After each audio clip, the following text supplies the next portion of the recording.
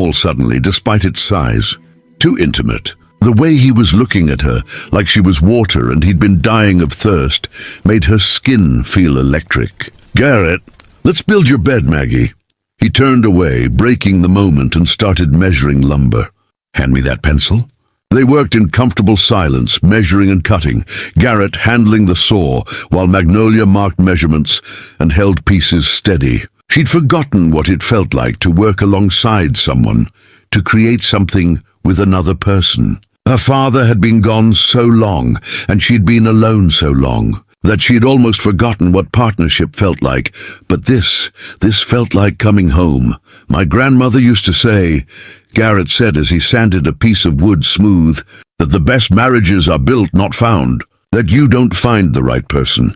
You build a right life together, one choice at a time." Magnolia looked up from the bracket she was attaching. "Sounds like a wise woman. She was married to my grandfather for 62 years.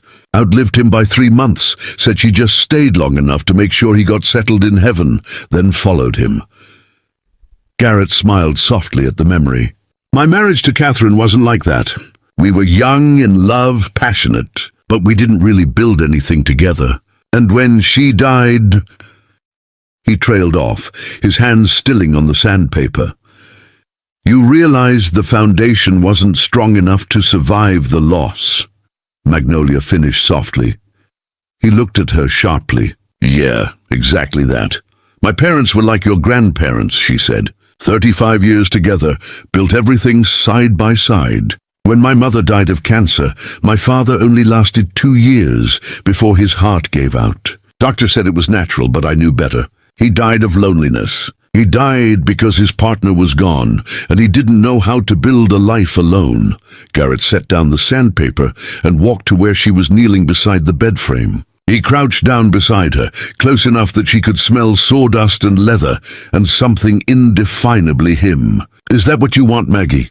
Someone to build with?" Her heart hammered so hard she was sure he could hear it. "I didn't think I'd ever get the chance. Men don't usually want a woman who's strong enough to carry her own weight." He reached out slowly and tucked a strand of red hair behind her ear. His fingers were rough, calloused, warm. "A woman who knows how to use a forge and isn't afraid of hard work. A woman who's real." She closed her eyes against the touch, against the kindness she didn't know how to accept. "A woman who's too big, too much, too perfect." The word was barely a whisper, but it hit her like thunder. "Too perfect for men who were too small to deserve you." Magnolia opened her eyes and found him inches away, his gaze intense and unwavering. This close, she could see the flecks of gold in his brown eyes, could see the faint scar above his left eyebrow, could see the way his chest rose and fell with each breath. "Garrett," she breathed, and his name on her lips felt like a prayer. "I'll make it fit, Maggie," he said, and this time she understood he wasn't talking about the bed. "I'll make us fit. If you'll let me try." And before she could talk herself out of it, before fear could steal this moment, she nodded. Just once, just enough. Garrett smiled, that real, rare smile that transformed his whole face, and went back to building. But everything had changed. The air felt charged now, full of possibility, full of promise. They finished the bed frame at midnight, both of them covered in sawdust and sweat. It was enormous, sturdy, built to hold someone her size without apology. Garrett stood back, hands on his hips, and nodded with satisfaction. "California King mattress arrives Thursday. Until then, I'll use blankets on the frame," Magnolia said. "It's perfect, really. Thank you." He walked her back to the house, the night air cool and clean. At the door to the bedroom, her bedroom now, he paused. "Maggie, I meant what I said. About making us fit." She looked down at him, this man who was shorter, but somehow made her feel delicate, and smiled. "I know, I meant it too when I nodded." He reached out and squeezed her hand once, quick and warm, then let go. "Good night, Maggie." "Good night, Garrett." She closed the door and leaned against it, her heart racing, her mind spinning. In one day her entire world had shifted. She'd arrived expecting cold practicality and found warmth. She'd arrived expecting to shrink herself and found someone asking her to expand. She'd arrived expecting nothing and found everything. and as she made a makeshift bed on the sturdy frame they'd built together, Magnolia Thornwood fell asleep with a smile on her face and hope in her heart. For the first time in 3 years, she wasn't afraid of tomorrow. The California King mattress arrived on Thursday morning, and Magnolia watched from the porch as the delivery truck struggled up the dirt road. 3 days had passed since that night in the barn. 3 days of working side by side with Garrett, mending fences, feeding cattle, cooking meals in his tiny kitchen where they kept bumping into each other and laughing about it. 3 days of learning his rhythms, his silences, the way he drank his coffee black and always left her the last biscuit. 3 days of falling. She hadn't meant to fall in love. That wasn't part of the contract. But love didn't care about contracts. The delivery men took one look at the narrow doorway and shook their heads. "Ma'am, this mattress isn't going to fit through there." Garrett appeared beside her, wiping grease from his hands. He'd been working on the tractor all morning. "Window," he said simply. "What?" Magnolia turned to him. "We'll take out the bedroom window, slide it through, reinstall the window. Done it before." He was already walking toward the toolbox. 20 minutes later, they were guiding the enormous mattress through the window opening while the delivery men watched in amazement. Magnolia crawled inside first, pulling while Garrett pushed, and when the mattress finally slid into place on the frame they'd built together, she flopped onto it and laughed. Actually laughed. It fit perfectly. She fit perfectly. Garrett climbed through the window after her, breathing hard, and collapsed beside her on the mattress. They lay there, side by side, staring at the ceiling, not touching but close enough that she could feel the heat of him. "We make a good team," he said quietly. "Yeah." Her voice came out rougher than intended. "We do." He rolled onto his side, propping his head on his hand, looking down at her with those intense brown eyes. "Maggie, I need to tell you something." Her heart kicked hard against her ribs. "Okay, when I ordered a mail-order bride, I thought I was ordering help. Someone to cook and clean and make this empty house feel less empty. But you—" he paused, his jaw working. "You're not help. You're not a housekeeper. You're—" "What?" she whispered, barely breathing. "Everything I didn't know I needed." His hand moved, hesitated, then gently cupped her cheek. "I know it's only been 3 days. I know this wasn't supposed to be real. But Maggie, this feels more real than anything in my life ever has." Tears burned her eyes. "I feel it too. I'm terrified, but I feel it too. Don't be terrified." He leaned closer, his thumb brushing her cheekbone.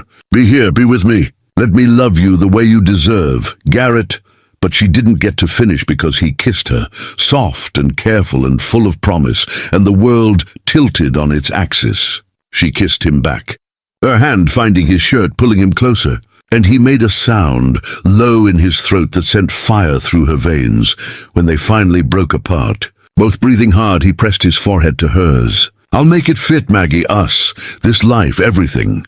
And lying there on the bed they'd built together, in the house that was finally becoming a home, Magnolia believed him. 6 months later, Magnolia stood in the barn with sparks flying from the forge, shaping hot metal into a gate hinge for old Mrs. Patterson down the road. Her arms were strong, her movements confident, and she didn't flinch when Garrett wrapped his arms around her waist from behind, pressing a kiss to her neck.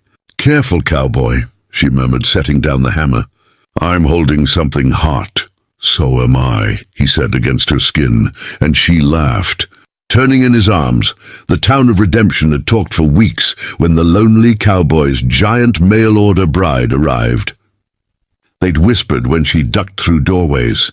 They'd stared when she walked beside Garrett, towering over him. They'd made their judgments and assumptions, and cruel little jokes. But then, Magnolia fixed Dale Hanson's tractor when no one else could. Then she helped deliver Mary Chen's baby when the roads were snowed in and the doctor couldn't arrive. Then she forged a custom railing for the church that everyone called a work of art. Then she started teaching blacksmithing classes to teenagers every Saturday, giving them purpose and pride. And the town stopped whispering, started respecting, started loving her almost as much as Garrett did, almost, because no one could love her as much as Garrett did.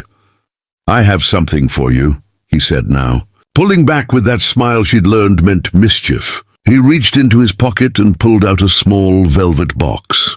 Maggie's breath caught. "Garrett, we're already married, legally, through a contract."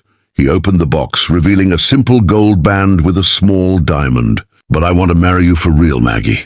I want to stand in that church and promise you forever, in front of everyone. I want our marriage to be about love, not paperwork." Tears spilled down her cheeks before she could stop them. In 6 months, he'd renovated the house, widened doorways, raised ceilings, rebuilt the porch. He'd turned the barn into a professional forge for her business. He'd introduced her as his wife with pride in his voice. He'd made love to her in their enormous bed and whispered promises against her skin in the dark. He'd made space for her in every corner of his life. He'd made them fit. "Yes," she whispered, and then louder. "Yes, Garrett Holloway. I'll marry you again. I'll marry you as many times as you want." He slipped the ring on her finger, and it fit perfectly. Of course it did. Everything fit now. That Sunday, they stood in the Redemption Community Church in front of 200 people. The entire town had come and renewed their vows. Magnolia wore a custom dress that didn't try to hide her height, that celebrated it. Garrett wore his grandfather's suit and cried when she walked down the aisle. And when the pastor said, "You may kiss your bride," Garrett pulled her down to him and kissed her like she was oxygen and he'd been drowning. The reception was in the church basement, and old Dale Hanson raised his glass for a toast. 6 months ago, I thought Garrett had lost his mind ordering a bride, but watching them together. He paused, his voice thick with emotion. They remind me that love isn't about fitting into someone else's life. It's about building a new life together, one big enough for both of you. Everyone cheered, and Maggie tucked herself against Garrett's side, marveling at how perfectly she fit there. Later that night, back in their home with its wide doorways and tall ceilings, Garrett carried her over the threshold even though she protested she was too heavy. "You're perfect," he said, setting her down gently in their bedroom. "And I'm strong enough to carry you. Always will be." She pulled him onto their enormous bed, the one they'd built together that first night when everything changed. "I love you," she said against his mouth. "I love this life we built." "I love you more," he whispered back. "And we're just getting started, Maggie. We're just getting started." Outside, Wyoming stars blazed across an endless sky. Inside, 2 people who never fit anywhere else had finally found home. Not because they forced it, not because they compromised who they were, but because they built something beautiful together, something big enough for both of them, something that would last forever, and it fit perfectly. The end.